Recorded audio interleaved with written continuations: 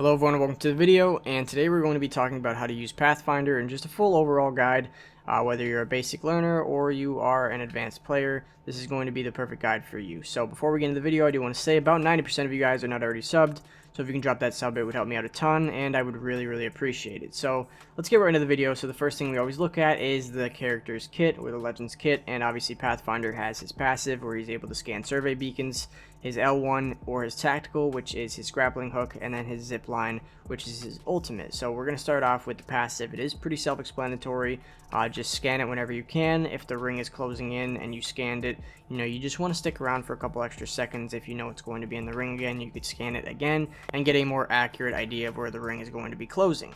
So just keep that in mind, that you're always going to want to be scanning it, and then setting up for future zone. If you're playing ranked, it could be very beneficial, especially if you know where the next ring is going to be. You can potentially guess the last ring and win the game with best positioning. So just be aware that using this could actually win you the game if you get the right circle prediction, and it could help you out a lot. So just don't ignore his passive, because it is incredibly useful. So the next thing I want to talk about is his grapple. We're going to talk about just the basics of it. There's a lot to go over with the grapple. It's very intricate. There's a lot that goes into it, and a lot that goes into being good with it, but the general guidelines are, obviously, if it's blue, you're going to be able to grapple, and if it's yellow, it will not be able to grapple anything. So you can also break the grapple. So if I was doing this, if you tap L1 again, the grapple breaks. So just keep that in mind if you ever get stuck in it, because a lot of times players will get stuck in something like this, where they will do this and then it's like they get pulled backwards and it messes up the whole grapple. So next thing I want to talk about is using Pathfinder's grapple on flat land, and this works.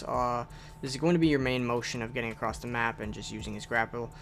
This is the most effective way of using it, so I like to stretch out my view as far as I can, so that's about as far as it's going to be and still reach, and then I like to press L1 or grapple and then jump. So you're going to want to time this perfectly, and you don't want to jump until the grapple sticks into the ground, so you wait until the grapple sticks into the ground and then you jump. So it's going to pull you a little bit, and that's going to be when you know that you need to jump. So it's pretty basic motion, and it should take you about 15 minutes to be able to master, and then you're going to be sliding across the map with ease. So there's also another way of using it, and that's using it on an eye level object. So there's a lot of crates on World's Edge and stuff. So if you use an eye level object, you're going to be able to grapple the same distance. As you can see, my stick drift is very terrible. I could barely lock onto objects like this without it pulling to the left for some reason. I have to deal with this all the time, but basically eye level like this works on crates, works on anything, and then jump. So it's the same motion, but you're basically going to get a little bit farther since you're doing it from a little bit of a higher surface. So this works on eye level and a little bit higher, and you can use it to even get up buildings or objects like this. So as you can see, you can hit it about halfway up and then launch yourself over like that. You can also do it in the way of how a lot of Pathfinders will do, just knowing the angles and being able to swing. So, in this instance, I wouldn't jump, and it's a lot of camera angle, a lot of movement that goes into being able to swing like that. But once you get the motion down, like I said, it is going to be very easy. So when I swing on things and I'm looking up for objects like this, if I'm looking up on an object, I will not jump. I usually jump on my other ones, and then I launch myself like that. So don't jump when it comes to those ones, just because I feel like it does not always help. So another grappling technique I want to talk about is over here on high ground. So you can do a nice high ground take by using the grapple a couple different ways. You can do the under way, where you go underneath it. It's very hard, like I said, as you can see this terrible stick drift, but you do this, and it's all about the camera angle. You don't want to break the grapple, because as I'll show you right now, if you are not doing it like that, it's going to break the grapple. So I'm going to show you an example of not doing it right. So right here, if I were not to move, I would just go forward. So right there, that should show you that how you're moving your camera is going to be very important to where you're actually ending up with the grapple. So I'm going to do it again the correct way, grapple, and then swing it around, and you're going to be able to get high ground that way. So you could obviously do it the normal way, but sometimes this is the better way of doing it, because you're going to be able to wrap under objects like doors and stuff, and if you come out of a cave, you can get on high ground like that, and it can be potentially very beneficial for you. But you can also do it this way by just swinging out and breaking your grapple at the perfect time. So the next way of using the grapple, as I'm going to show you, is using it to avoid your falling stagger. So as you guys know, as I'm going to show you here, if you were to jump off an object like this, you stagger when you get to the ground, and you can't run, you can't really move, and you're just kind of stuck there. So a lot of times you'll get lasered like that. That's why Pathfinder is very good, because you could use his grapple, as I'm going to show you, and you just hit it like that, and you were able to, you know, grapple that way. So you could also use it in another way of prediction if you just put it towards the ground. Like that way I didn't even touch the ground, but there's another way of using it where you do actually hit the ground. So the next method I want to show you guys is the one I was just talking about, where you actually hit the ground. So this one's a little bit different, but as you can see there, you kind of smack the ground a little bit, and then it's the same exact thing. You know, that one probably shoots you a little bit farther because it, you know, you hit the ground and then you bounce up a little bit. You just want to make sure you're jumping at the end of it. So a lot of these you're just going to have to try to get used to. You're going to practice them in the firing range, but for the most part they are pretty easy once you get the hang of them. So I'm just going to show you that that wraparound method one more time over here, because this is a nice spot to do it. So basically, if you want to practice it, that one is not right, sorry. It's all about angles, so right here, I'm going to do it, see, and then I'm able to grapple up like that. So you could also use this method to slingshot yourself.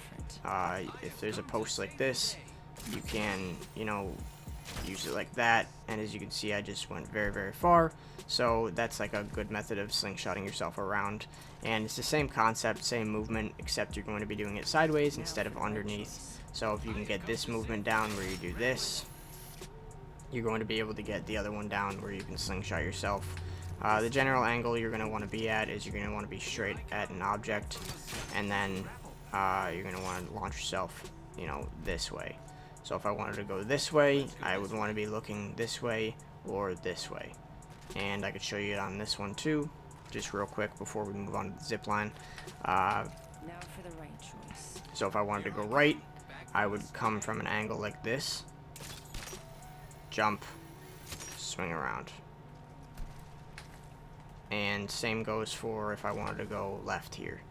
I would come from here. Now for the right choice. Let me change real quick.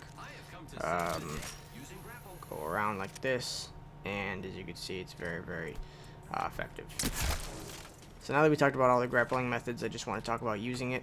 So there's a couple different ways of using it, but using it as movement is no longer really a good idea, because the 35-second recharge is incredibly, it's very bad. So now you don't want to be just wasting your grapple and using it to get across the map, because if a team pulls up on you and your cooldown's up, you are never going to get that back in time, and you're going to die because of it.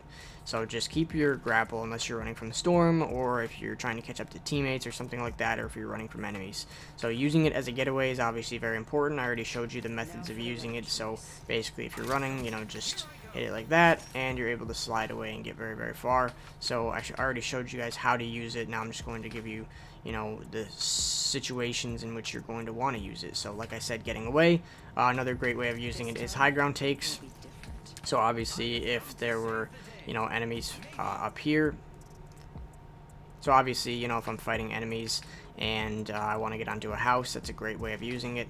So say we're fighting over here, and there's a building right here. Obviously, you can take the high ground and get up, and this is a very good way of using it, because now I'm on high ground, I have leverage and better positioning. So using it in a fight, but taking high ground with it, is a good way of using it.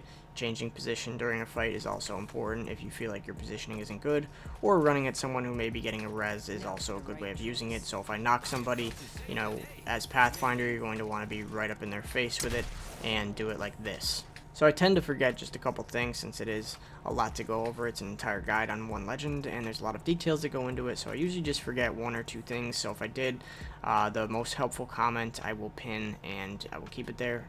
So the next thing I want to talk about is his zip lines. So it's important to note that the zip line has changed. You can jump once, you can jump twice, but the third jump, you get thrown off. So you want to keep that in mind, and you want to space out your jumps if you are taking a zip line. So jumping sideways is going to be your best bet. Jumping like that and waiting to you know, press that square button again and reactivate to it is going to be your best bet. So if I started getting shot at, I would do it like this, and you know, that way I can cover the most ground while still moving. So you don't want to spam it like you used to be able to. Like you used to be able to just fly on top of it, and you can't do that anymore. So just keep that in mind. So basically, the side jump is going to be your best bet. You know, jump to the side, wait to activate it, jump to the side, space it out a little bit, and now I'm across the zip line. So the next thing I want to talk about is actual uses of the zip line. So I'm going to go over here because I already have it set up. So this is an example of a bad use of a zip line if you're pushing somebody. So if I was going to push a team up there, it can be very, very difficult, but they are going to laser me off this zip line since it is a very easy angle for them to get. So as you can see, obviously I still put it a little bit vertical, but like a far out zip line, like something like this, is a bad idea. They're going to be able to destroy you. So a better alternative is using what is known as a vertical zip line. So this is a vertical zip line. It is fast. It's much, much faster. You get right under an object, and then you're able to jump off and, you know, kill them this way. And it's a lot easier. They can't really shoot it as well. You know, when 3 people are coming up it, it's going to be very, very quick. As you can see right here, from the time you jump on the zip line, and then you can jump off, and it's incredibly quick, so they're not going to be able to do much damage. But just note that as Pathfinder, I personally, if I send up a zipline for my team, I go up a different way, so that way either my teammates are able to flank or I am able to flank. So I would go behind them and either shoot them in the back, get their attention, then my team comes up the zip line, or if you want to do your team going up the zip line and then you grapple up behind and do most of the damage, it's completely up to you. But just know that it is very important that you do not take that zip line as well, so that way you're all not coming from the same location. So I think that I covered just about everything that goes into Pathfinder, from all the basics to the advanced tips. I most likely forgot just a few things, and that's okay. So like I said, if I forgot anything very important, I will pin the best comment so that you guys are a little bit more aware of certain things that I may have forgotten. But like I said, that's pretty much it for today's video. So thank you guys for watching, and I will see you next time.